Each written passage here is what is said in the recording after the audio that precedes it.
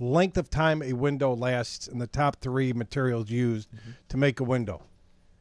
Yeah, so the average age is typically going to be 15 to 30 years. Wow. That's a big spread, bud. It's a big spread. Okay. And it really depends. And, it really made me think of Robin from she owns a bungalow. And last time we were on. Oh, that's right. The Chicago bungalow. Yeah, very nice WGN listener called in. And we were talking about how long windows last. And she has a Chicago bungalow. And she made a really good point that, wood windows that are 80 years old, they tend to still be around because of the growth, the type of wood that was used back then. And probably it has something to do with the lead paint that was used to protect those windows. Sure. That, we can't use those kind of coatings.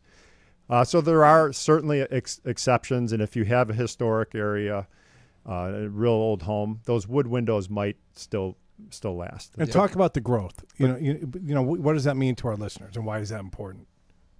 Well, due to the reforestation, the newer trees, they just apparently don't last as long when they're used in construction. They're cutting them sooner, and I think that's one of the reasons why you'll see windows that are 80, 100 years old and they're still not rotted out.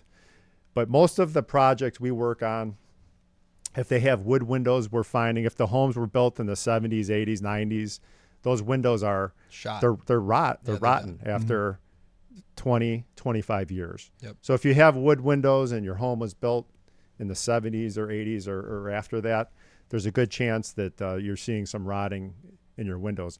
I bought a home that was built in 1996, and in 2006, the windows already had noticeable issues and rotting, and a lot of broken seals where you get the fog in between the glass. 10 years. After 10 years. Wow. Those were lower quality wood windows.